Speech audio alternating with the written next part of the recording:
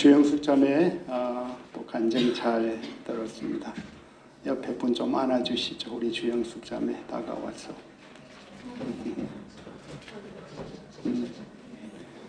그래요.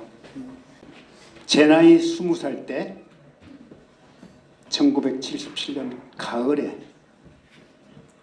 제가 처음으로 썼던 노래가 있습니다. 이렇게 시작합니다. 상한 갈대 찬바람에 몸부림치는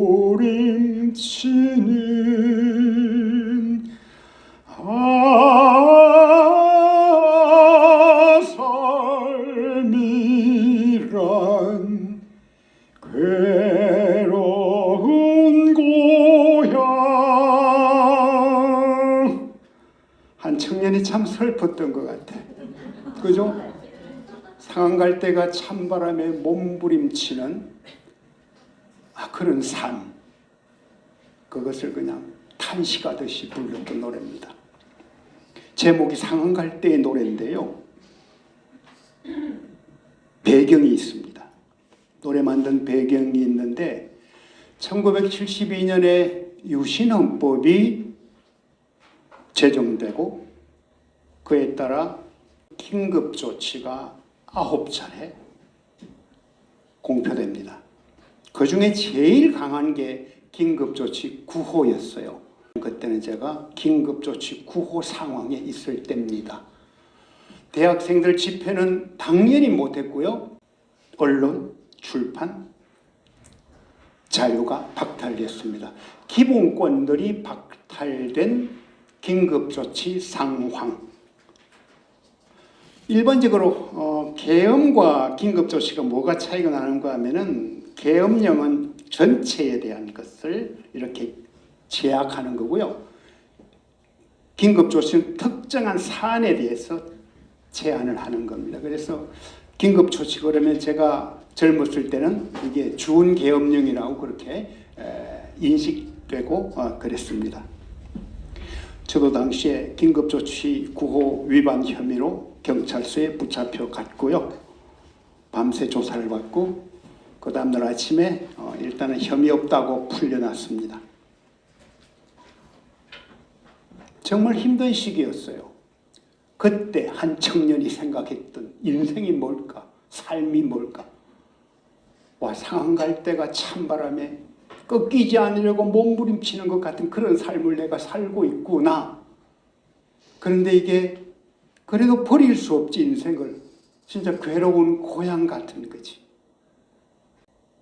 유신독재의 그 어두운 시대, 그 절망의 시대에 불렀던 한 청년의 탄식. 그런데요, 그때로부터 47년이 지났습니다.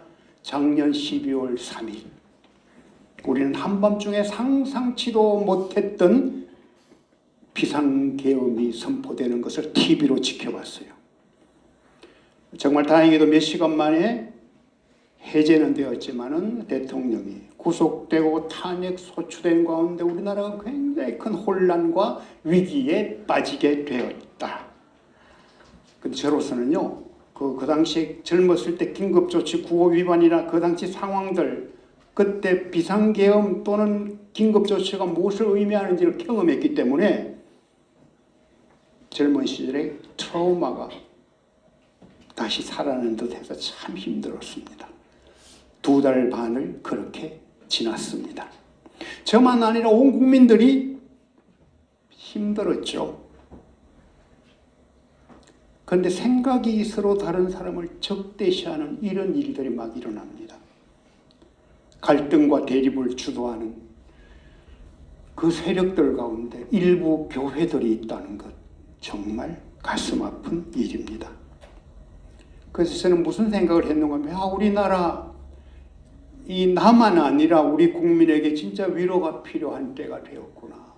특히 크리스찬들에게 정말 위로가 필요하겠구나. 하나님 우리에게 들려주고자 하는 메시지가 있다면 이 시대에 이사야 40장 말씀이 아닐까, 그런 생각을 하게 됐습니다. 하나님의 지팡이와 막대기가 우리를 바르게 인도해 주시고 또 위로해 주시기를 바라는 마음, 그 말씀으로 오늘 말씀을 시작하고자 합니다. 오늘 본문 1절 어떻게 시작합니까? 내 백성을 위로하라. 그죠? 내 백성을 위로하라.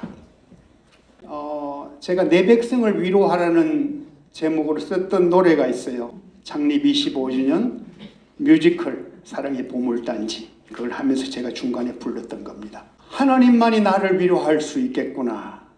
그것을 노래한 거죠. 하나님만이 우리를 위로할 수 있겠구나. 그런데요, 이게 제가 20살 때 만든 그 상한갈대의 노래와는 뭔가 다른 게 있습니다. 상한갈대 노래가 탄식이에요. 그래서 저는 이 상한갈대가 꺾이지 않게 감싸주는 하나님의 손길, 그것을 확신하면서 그때 썼던 노래고요. 나 자신을 위로하기 위해서, 그리고 우리 국민과 한국교회를 위로해주고 싶어서, 그리고 우리 다비다 식구들을 하나님이 위로해달라는 그런 기도하는 마음으로 요새 자주 흥얼거리고 있습니다. 맨 마지막에 제가 불러볼게요. 그때 한번 불러보십시다. 자, 그럼 하나님의 위로가 뭔가 이 얘기를 나눌게요. 이사야는 크게 두 부분으로 나눠집니다. 66장 중에 1장부터 39장, 40장부터 66장까지 뭔가 굉장히 확연하게 차이가 나는 그런 내용을 담고 있습니다.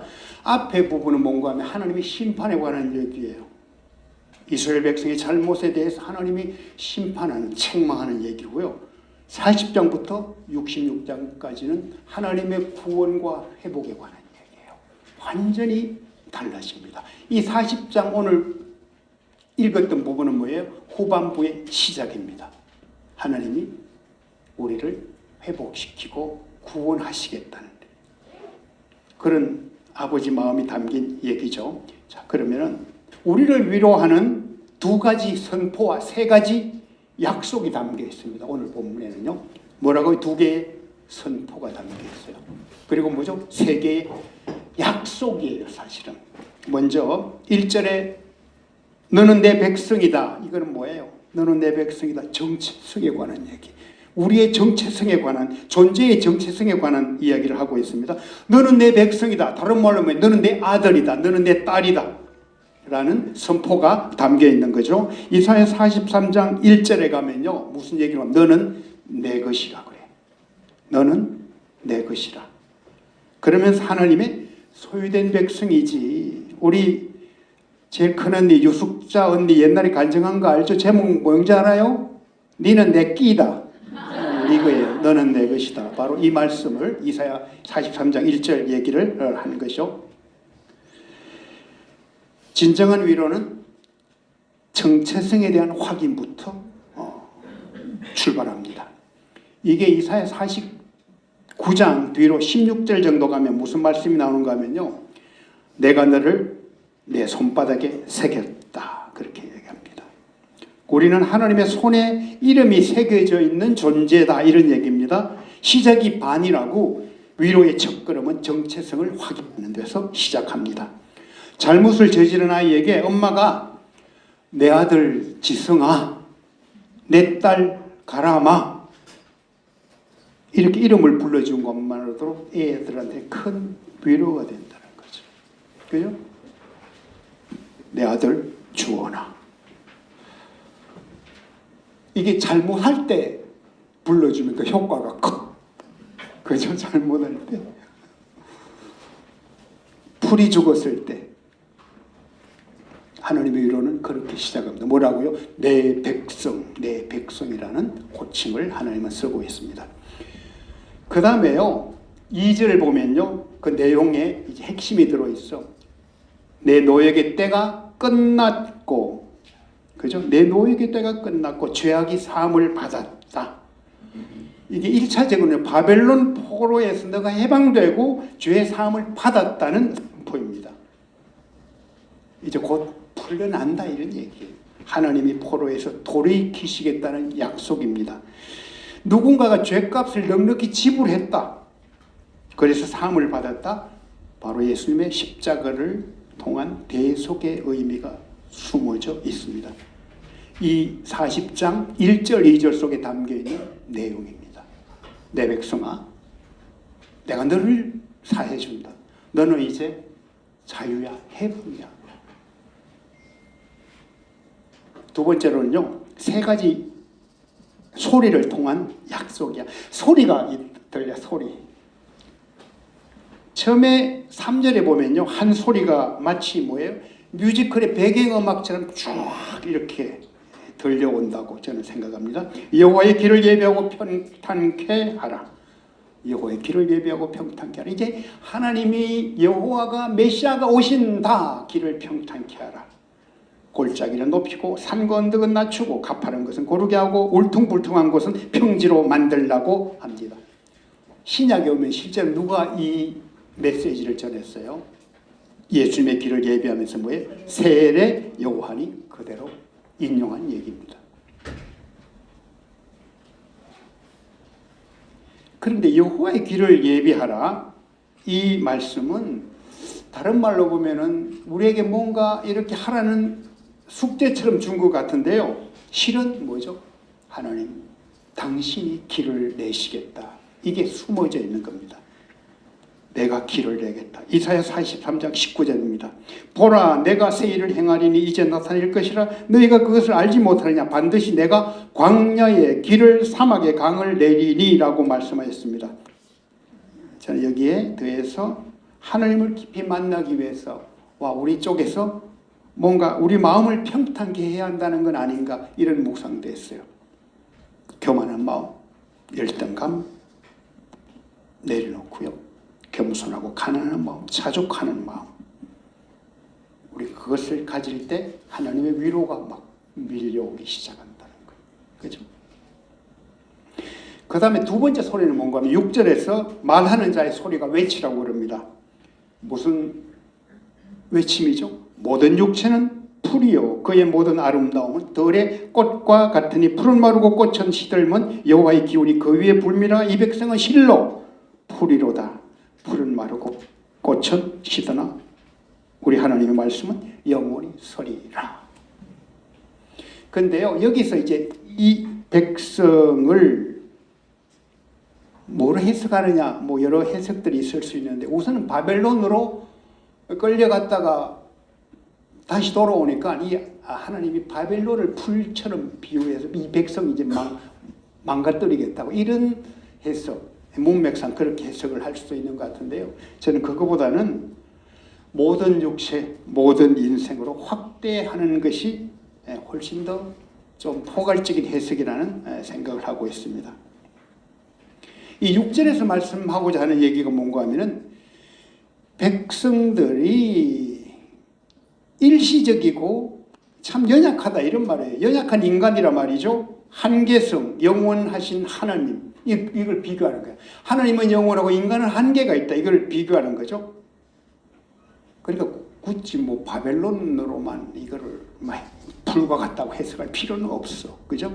실제로 일찍이 다윗도 비슷한 말을 시로 표현한 게 있는데요. 시편 103편 15절 17절에 보면은 들어보세요. 인생은 그날이 풀과 같으며 그 영화가 들의 꽃과 같도다. 그것은 바람이 지나가면 없어지나니 그 있던 자리도 다시 알지 못하거니와 여호와의 인자하심은 자기를 경외하는 자에게 영원부터 영원까지 이르며 그의 의인은 자손의 자손에게 이르리니. 그렇죠? 같은 내용이죠.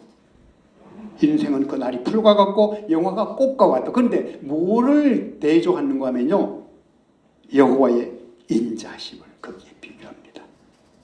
영원하다는 건요. 그죠? 이사야서에서는 뭐라 그랬죠? 말씀이 영원하다는 거 비교를 해요. 인자, 사랑이나 말씀이나 결국은 예수 그리스도를 상징하고 있다는 것을 우리는 성경을 읽어가면서 이렇게 붙잡을 수가 있습니다. 사도 요한이 실제로 그랬잖아요. 예수 그리스도에 어떻게 말씀했어요? 태초에 말씀이 계시고 그 말씀이 육신이 되었다. 예수 그리스도가 영원한 말씀이라는 것을 강조했죠. 그러면서 이 6절은 뭐죠? 복음을 통한 위로입니다. 우리에게 가장 큰 위로는 뭐가 되느냐? 복음이에요. 하나님이 예수님을 보내셨고 예수님이 당신을 사랑한단다. 왜요? 그분은 말씀이란다. 그분은 영원하단다. 이제 9절 이하로 가보면요, 이제 아름다운 소식을 전하는 자에게 소리 높여 말하라고 그래요. 이건 뭐죠? 그분의 실존에 관한 얘기입니다. 제일 먼저 저는 우리의 정체성에 관한 얘기를 했는데요, 이 말씀으로 들어가면요, 하나님의 실존, 그분의 실존을 이야기합니다. 장차 뭐예요? 강한 자로 임하고 팔로 다스리는 하나님. 그죠? 강한 자로 임하고 팔로 다스리시는 하나님. 그러면서 11절에 오늘 읽은 마지막 부분의 11절에서 다음과 같이 강조하고 있습니다. 뭐라 그러죠? 그는 목자같이 양떼를 먹이시며 어린 양을 그 팔로 모아 품에 안으시며 젖먹이는 암컷들을 온순히 인도하시는도다. 그렇게 이야기했죠. 목자. 사도 요한이요, 예수님에 대해서 어떻게 표현한 줄 알아요? 예수님 당신이 하신 말씀을 인용합니다. 나는 선한 목자라. 선한 목자는 양들을 위해 자기 생명을 내어놓느니라. 그렇죠? 선한 목자는 자기 양들을 위해 생명을 내어놓는데요, 우리가 잘 아는 누가복음 15장에 99마리 양, 한 마리 이런 양 비유가 있잖아요. 한 마리 양을 찾기 위해서 99마리 양 그냥 두고 찾으러 다니는, 그래서 기어코 찾아서 안고 오시는 목자의 이야기. 그렇죠? 이 선한 목자에 관한 얘기들. 이게 이사야서 40장 오늘 11절에 담겨있는 의미라고 볼 수 있을 겁니다. 이상의 세 가지를 요약하면요, 이렇습니다. 첫째로, 하나님이 길을 만드신다. 너희 마음이 모나지 않고 교만도 열등감도 없이 화평을 누리게 될 것이다. 너희는 그 길을 가게 될 것이다. 둘째로, 영원으로 이끄시는 말씀인 그분을 따르라. 시드는 세상의 것 일시적인 것이 아닌 영원한 진리의 말씀에 너희의 인생을 걸라. 셋째로, 내가 목자를 따르면 산다. 방황하지 않는다. 그분을 양을 위해서 목숨을 버리신다. 그 방법으로 너에게 생명을 주고 풍성한 생명을 얻게 하신다. 이 세 가지 약속을 이렇게 요약할 수 있을 것 같아요. 그런데 가만히 보면요, 이 세 가지 모두 예수님이 오셔서 하신 일인데요, 이게 요한복음 14장 6절과 저는 연결된다는 것으로 그렇게 묵상을 했습니다. 무슨 얘기죠? 내가 곧 길이요 진리요 생명이니 나로 말미암지 않고는 아버지께로 올 자가 없느니라. 나로 말미암지 않고 너희가 위로를 받을 수 없느니라. 내가 곧 길이래. 진리 아까 말씀이잖아요. 생명. 선한 목자는 양을 위해서 목숨을 내어놓는데, 그렇죠? 요한복음 14장 6절 말씀이 우리 속에서 강하게 역사하면은 우리가 그 위로 가운데 있다는 생각을 하게 됩니다. 자, 그 다음으로 이제 함께 가자예요. 이렇게 말씀하신 하나님이 들려주는 세미한 음성이 있어요. 겉으로 잘 안 드러나요. 근데 이 말씀에 가만히 들어가 보면은 하나님이 조용히 말씀하고 계세요. 우리가 거기에 귀 기울여 보아야 합니다. 어떤 내용인가 하면요, 바벨론, 다른 말로 하면 고난, 노역, 죄값, 바벨론에서 떠나 함께 예루살렘, 뭐죠? 평안, 구원, 회복의 자리로 가자. 함께 가자. 그리고 나아가서 신랑과 신부로 새하늘과 새 땅, 새 예루살렘까지 가자. 이런 사랑의 프로포즈, 이게 조용히 귀를 기울이면 들려온다, 이런 얘기죠. 다른 말로 하면요, 이거 뭔가 하면은 소명에 관한 이야기입니다. 우리 고린도후서 1장 3절 4절 여러분 많은 분들이 잘 듣고 있고 그냥 마음속에서 그냥 암송하고 있을 거예요. 고린도후서 1장 3절 4절 보십시다. 찬송하리로다.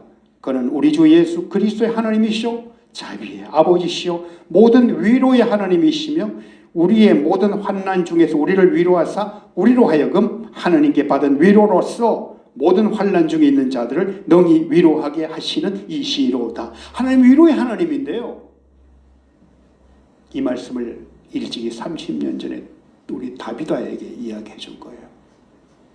어떤 위로의 하나님인가 하면요, 하나님은 고난 중에 있는 너를 능히 위로하신다. 그리고 너로 하여금 그 받은 위로로서 다른 사람들을 능히 위로하게 하신다. 이게 다비드 자매회의 뭐예요? 설립 목적이에요. 그죠? 설립 목적이에요. 하나님이 우리에게 주신 굉장히 의미 있는 말씀인데 이게 뭐죠? 우리에게 주어진 소명이라는 겁니다. 다비드 자매회는 여러분에게 준 소명의 자리에 이거 여러분 믿어요? 다비드 자매회는요 소명의 자리예요. 왜? 하나님 반드시 너를 위로하고 치유한다, 고친다. 그런데 그렇게 그러고 있지 말고 다른 사람 토닥여주라.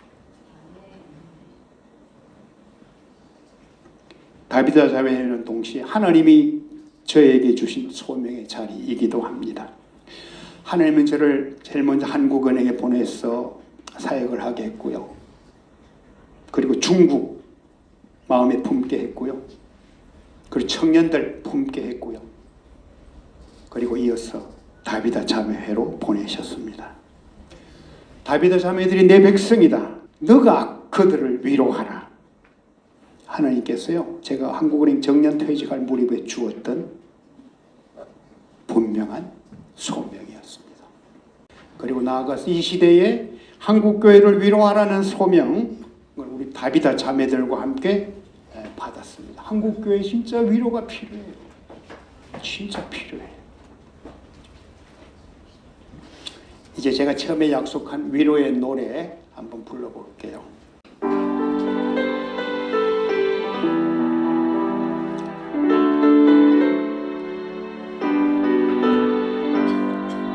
내 사랑하여 본 자여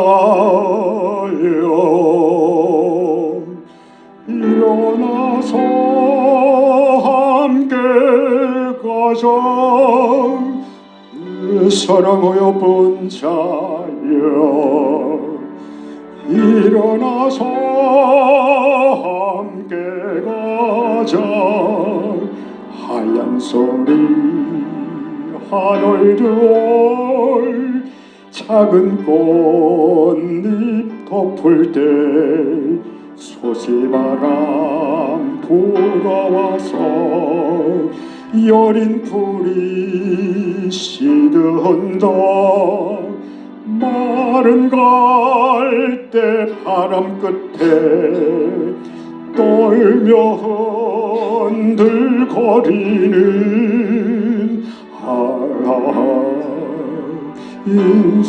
인생이란 들풀에 짧은 노래.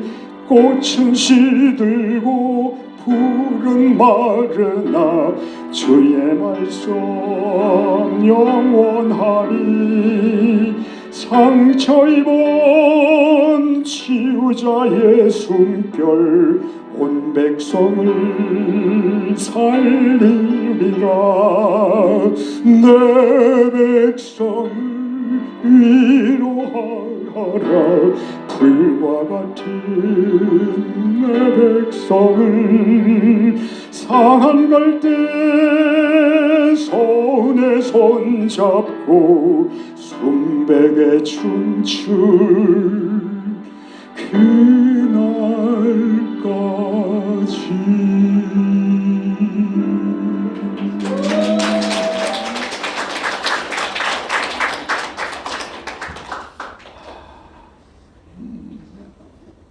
위로가 되었으면 좋겠습니다. 우리 작년 송년 모임 때 우리 이주은 목사님 춤추면서 신나게 여러분들 막 웃겨준 거 있죠? 뭔지 알아요? 와이리스 오면서. 그래요. 우리는 함께 어깨 동무하고 들판으로 나갈 때입니다. 와이리존으로 한번 불러볼까요? 내가 너무 이렇게 엄숙하게 했기 때문에 좀 달래줘야 될 것 같아. 또 목사님 너 춤출라. 와 이리 좋노 와 이리 좋노 와 이리 좋노 오빠 한국의 사랑 물결에 푹 빠져봅시다. 답이다 답이다가 답이다 우리 서로를 쌓고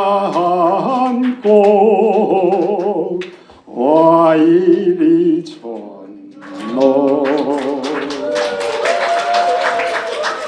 그래요. 그렇게 여러분들 서로를 위로하고 어깨 감싸주고 하나님 따라 그렇게 가시면 좋겠습니다. 말씀을 맺을게요. 근데 제가 참 내 백성을 위로하는 노래 참 좋죠. 처음에 제가 이 곡을 쓰고 했을 때는 가사는 중국어 가사를 썼어요. 근데 내몽고에 그 흘러가는 물, 막 봄이 오고 있는 그 장면에서 제가 썼던 건데요. 우리 주영숙 씨 위로할 겸 제가, 주영숙 씨는 중국어가 우리말보다 더 능숙해. 그래서 아까 그런 데도 참 잘하셨어, 그죠? 참 잘하셨어. 앞에 두 마디만 부를게. 가사 내용이 굉장히 좋아요. 비슷한 내용인데 어떻게 시작하냐면요. 이제 봄이 오고 있는 그 장면이야. 바람이 참 맑은 바람이 쫙 불어와요, 내 코끝으로. 근데 그게 참 따뜻해. 바람이 따뜻하게 느껴져. 그런데 눈물을 닦아줘.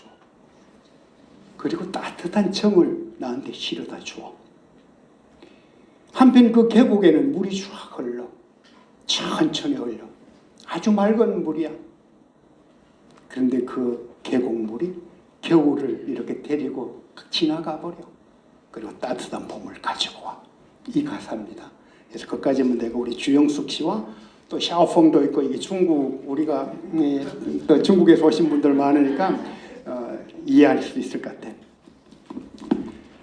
조금만 부를게요. 칭칭도 최야 원로的风吹起我的泪呀，送来你的情，慢慢地流啊，清澈的溪，带着人的冬啊，送来暖暖的春. 따뜻한 봄을 쉬러 왔다. 우리는 봄을 기다립니다. 혹독한 겨울이 끝나가고 있습니다. 끝까지 견디며 기다릴 힘과 인내할 용기를 주신 하나님께 감사드립니다. 이제 곧 봄이 올 텐데 만물이 다시 소생하는 봄이 오면 그 봄을 온 몸과 열린 마음으로 기쁘게 맞이합시다. 우리에게 주신 위로자로서의 소명 꼭 붙잡고 참 위로자 되시는 주님과 함께 들판으로 나갑시다. 아멘. 기도하고 마칠게요. 하나님, 우리를 향한 주님의 위로의 음성을 들었습니다. 내가 너를 사랑한다. 너의 이름을 부른다. 내 노예의 때는 끝났다. 이제 너에게는 풍성한 생명의 길이 열려있다. 나와 함께 가자. 우는 사람들 눈물 닦아주러 나와 함께 가자. 다비다의 봄이 그렇게 오기를 기대한다.